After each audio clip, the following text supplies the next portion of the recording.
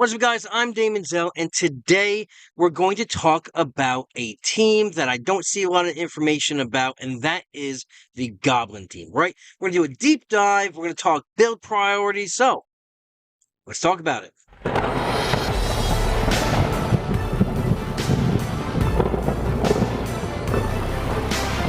Alright, so the Goblin team itself is a very unique team, right? We are talking multiple summons, we are talking speed, we are talking AoE bleeds, healing from all sources. It's a very, very unique and special team, and not a lot of people I've seen have this team built up. However, they do score pretty high in the raids. In fact, we've actually seen this team, let me bring it on over here, we've seen this team come in with 3.1 million across the board through all 4 chapters, and number 4 spot in the top raid teams to build. Now remember, these build guides are for endgame. I know it's funny to say endgame when we're only level 60, and there's not a ton of things left in the game, out in the game right now, because the game's only been out for about 5.5, maybe 6 months. So, that being said, before we talk about building any of these guys, the first thing you should do when building any team is bring them at least up to, I would say, at least level 45, and you want these abilities to be 4 across the board. Because we're going to be talking about getting into bringing the abilities up to level 6. It's a huge resource investment to do that on these abilities, so you really want them to be even across the board. And especially the Goblin team, the way their synergy works between themselves, you want to keep all of these teams in line if you're going to use them. Yes, 1 or 2 of them can be argued as a plug-and-play character. In niche situations, they are not really ranked right now in that situation. In fact, in the newest plug-and-play character infographic that we have from STZ Super Troopers, and I know this is going to be a little plug right here, Super Troopers STZ is always recruiting. They are the top raid cluster in the game currently. Here is a list of all the guilds that are in the cluster.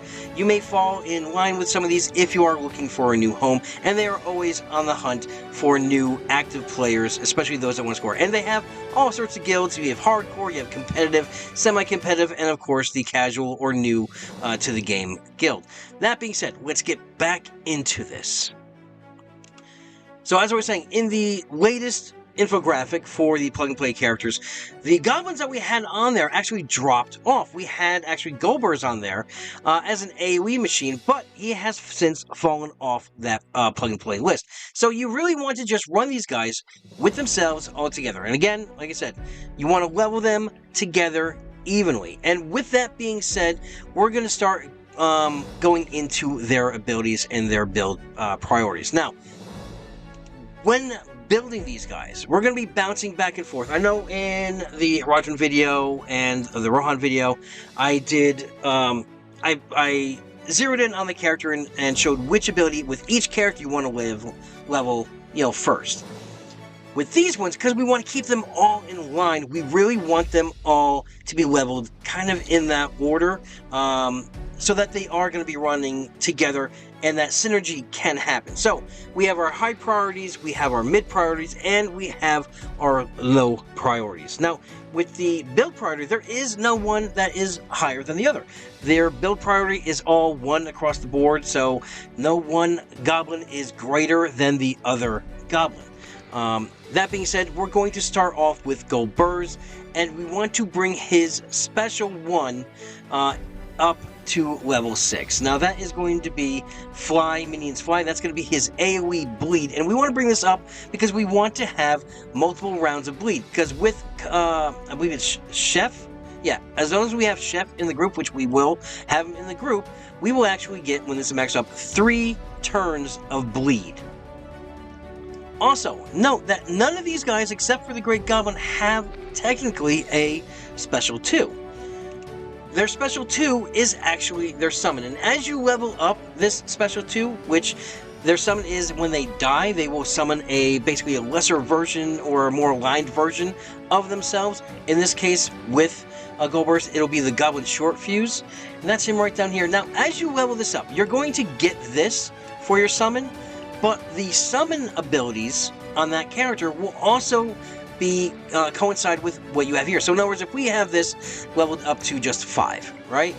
The 10% turn meter, we're going to get that. But when we go into him, his abilities, his field testing and bombs away will also be at a level 5. So that's why we want to, you don't have to pay so much attention to that, because these are going to give you that. You're going to get what is on that special 2, but that special 2 is also going to be in line with this. So poison duration, more bleeds, more poison. So we know the first thing we got to do is bring up Goldberg's special 1 to level 6. So from Goldberg's, we're going to move over to the other main damage dealer of the group, and that's going to be Orphres.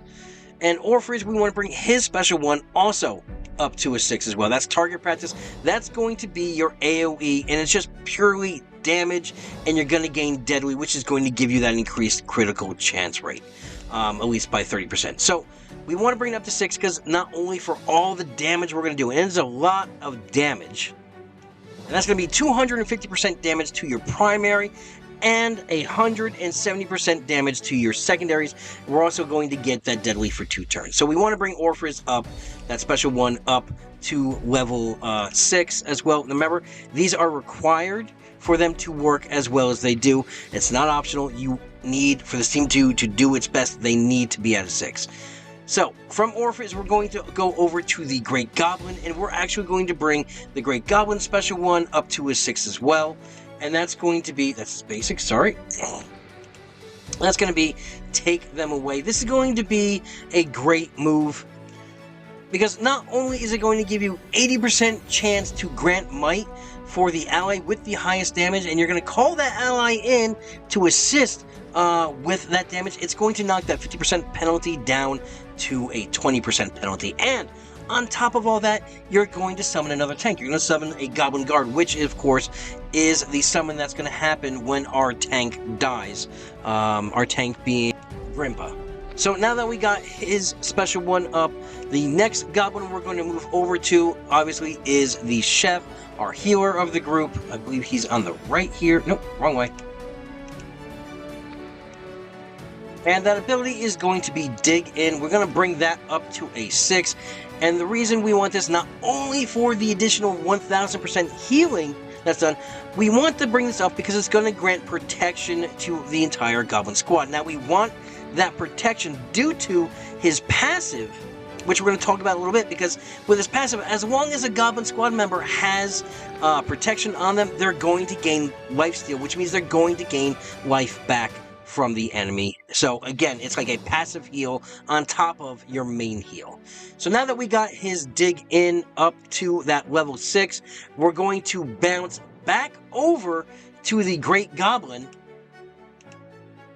and we want to bring his basic up to a 6 as well. Now, his basic is not only just be damage, but we want that bleed. Remember, this team is built around that DOT, that damage over time. That means bleeds, that means poisons. So we want this. So, in essence, that Chapter 2, they rock on Chapter 2, because you have the bleed effect. It means you're just going to keep bringing that Stone Troll down so you can hit him with that topple every single time, and then just score some massive quick hits. And their speed and their summons is going to help you tremendously in the Chapter 3, because not only are you going to get more points for your goblins taking turns, but also for their summons taking turns as well. So, now that we got his basic down to a 6, we're going to bounce back over to Goldberg's. And Goldberg's itself, let's see here, right here, and we want to bring his basic up to a 6 as well, because that's going to be additional bleed durations. So, again, we want those bleeds. Now, I know it's weird that Grimpa is not in the high priority list for these first skills to be bringing up to a 6, but he's going to be our first in the mid priorities. So after we get all these, we want to bring Grimpa, right? We're going to first hit him. We're going to bring his basic up to a 6. And we want that basic up because the protection, and remember that protection with Chef is going to give us lifesteal, so we're always gaining life back with this character. So now that we got Grimpa's level up to a 6, plus the damage he's going to get for that, we're going to bounce back over to Golbez. Goldburst, sorry. And we want to bring Goldburst's passive up to a 6. And again, this passive up to 6 is optional. Yes, when I'm saying optionally, right, means if you don't have the abilities, you are okay to leave it at 5. It's going to do best for you to bring it to a 6, but you can get away with it at a 5. So basically, when you have this whole team leveled out, if you do have the additional 200 rares, you can go ahead and pump it in and bring these up. So his is the first one that is optional, and we want that optional because not only for the additional damage, but we want to that expose to last an additional round, because we're going to unlock the expose with the second upgrade on it, but we want to keep it going for at least 2 turns. So, Goblins, again, we're going to move over to the Great Goblin, and on the infographic itself for the Great Goblin is going to be his leadership ability, Gnashing of the Teeth. Now, you're fine, you don't have to pump anything else into this, because remember, we want to start these guys off with 4 level 4s across the board, and you are fine at leaving this at level 4. Don't waste any energy, don't waste any additional materials to bring this up to 5 or 6. It's just going to give us 2 additional stacks of Goblin Fury. We don't really need it with everything else we got going around. So just skip that, leave that at 4. In fact, just go skip it right over and go right to his passive. And his passive, not this one, that's the large one that we have on him, the Brute. We have that on Iron Knight. We're talking about this one right here, Bloodthirsty. We want to go ahead and bring this to a 5. Optionally, in a perfect world, if you have the materials, bring it to a 6, but you are okay at leaving it at 5. Just remember that turn meter is king in this game, and this team is basically built around bleeds and their speed. Alright, in fact, after this passive, we're just going to finish out Great Goblin here by going to his special 2, and again, in a perfect world, right? In a perfect world, we want to bring this all the way up to a 6, because we do want that additional 10% damage per Goblin squad member left alive. And remember, when he is doing that special 1, that take him away, he is bringing out an additional squad member. So yes, you will have 6 on the field unless one of them dies. So that's going to be, if they're all up, 60% additional damage with that move. In a perfect world, you can leave it at 5. You can leave it and just get the straight up damage increase, but if you do have the additional mats, it'd be a great thing to put into it. Again, optional. But after Great Goblin is finished, because now we're done with the Great Goblin, we're going to move over to the Chef again, and we want to bring his passive. That's what we talked about before. Now this one is required to 6. You want to bring this all the way, because we want all of this lifesteal. It's going to be key to keeping our team alive. And when you add it all up, that's 30% lifesteal while they have protection. And remember, with that, with his heal, he's going to have protection giving. With his heal, he's going to be giving protection out to the entire group. And Grandpa is always going to basically be having protect him on additional stacks, because he's going to have it with his basic. So, that's going to bring the dinner time up. That's the passive. That's going to bring that up to where we want it at 6. From there, we're going to go back to Goldburst again.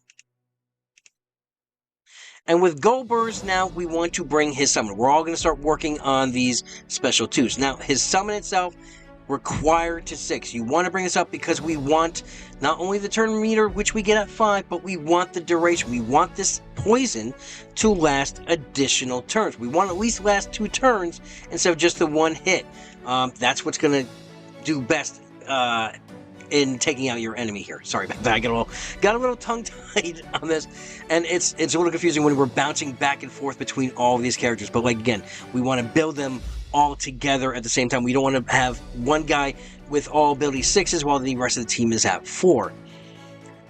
So after we got Golbez summon up to 6, we are now going to shoot over to Orphris, and we're going to bring Orphris basic optionally to 6. You're fine at leaving this at 5 currently, but it would be nice to get the additional damage on the Bane. And remember, we're going to be giving out a lot of Banes with the bleeds, with the poisons. So it will tally up a lot to get that additional damage up in there. I mean, yes, the flat out 30% damage is nice too, but it's just a little cherry on top of everything. So now we got Orpheus basic down. We're going to go to the chef, and the chef is his summon, and the summon we want right here, help wanted, and this we want all the way to 6. It is required, again, because we want the healing, we want the turn meter. And the assistant goblin chef here, or assistant to the goblin chef, as I like to say, you know, office jab right there. Let's see, his basic's going to be granting might, right? And it's always going to grant might because we're going to bring it up to 6, so we're going to have that damage. We're always granting might to an additional ally, and with these 3-turn heal, it's not the best in the world. It's regeneration, which obviously if you die before the regeneration kicks in, it doesn't do you any good. It can get stripped away with any, you know, boon cleansing, you know, that another team can have, as well as the regeneration itself doesn't really heal for a lot. It's 5%, right? So, but these abilities will automatically be at a 6 because we raised his special 2 to a 6. Now, after the chef summon, now we're going to be moving into the low priorities. These are your last abilities you're going to be leveling up. And we're going to move right over to our tank to Grimpa, and we want his special 1 optionally up to a 6. You are okay leaving it at a 5, but the 6 would just make it a lot easier because you're going to bring that stamina cost from a 4 down to a 3, which means you can taunt every 3rd turn now instead of every 4th turn. So, now that we got his out of the way, we're now going to move over to Chef's Basic, which, yeah, right here, and that's going to be the Slice and Dice. Now, remember, you're fine at leaving this at 5. It's optional to bring it 6. It's not required for them to you know, perform excellent, but to always have that boon stealing would be fantastic, right? Just stealing it off them, it's not only just removing it from them, but it's stealing it from the character, so they're not going to get it, you're going to have it, it's going to work out. Now, next we're going to move back over to Grimpa, again, our tank, and we're going to talk about his passive.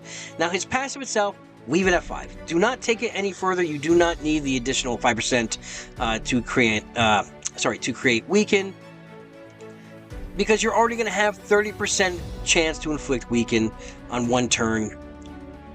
It's not for them. We're not here for damage with them. The weaken is, like I said, 30%. That extra 5% is not really going to do you that much good. You know what I mean? So, leave it at a 5. And then we're going to move right over to his summon. Again, optionally to a 6. And the reason why we want to bring this to a 6, if you have the abilities, is because of that protection, because of the lifesteal given from Chef again. That is the best way to do this. And his summon is, again, it's going to be the same as Great Goblin, you know, with that with his special 1. It's just going to give us an additional tank. So, but yes, bring this up to 6 when you can. I mean, what I would say is the ones that are optional to 6, maybe bring those up to 5 across the board first, and then start bringing them up, go back through the list again, and then start bringing them up to a 5. Last but not least is Orpheus, his summon, and that, again, is optionally to a 6, and that's just going to be pure turn meter, and obviously turn meter is king in this game. So let me bring up the actual infographic so you guys can see it. And again, I'll have a link to the STZ Discord in the description below so you guys can look at this at your leisure. But again, they are a fun team. They're super fast. They have a lot of bleeds, a lot of heals going out, and obviously Chef is actually a better healer than the Rohan healer, Aldred. So if you're looking at additional healing, you know, for a plug-and-play character for maybe 1 chapter, you know, he would be good too. But again, we want to level these guys and bring all these abilities in line with each other at the same time. So, I hope you guys found this video informative. I hope you guys found it entertaining. If you like my content, go ahead. I would love if you guys can subscribe to the channel. It would help me out, it would help the channel out. I'm doing this for fun. But yeah, until I talk to you again, have a great week. Have a great weekend. Adventure safe, and good luck to you and your fellowship.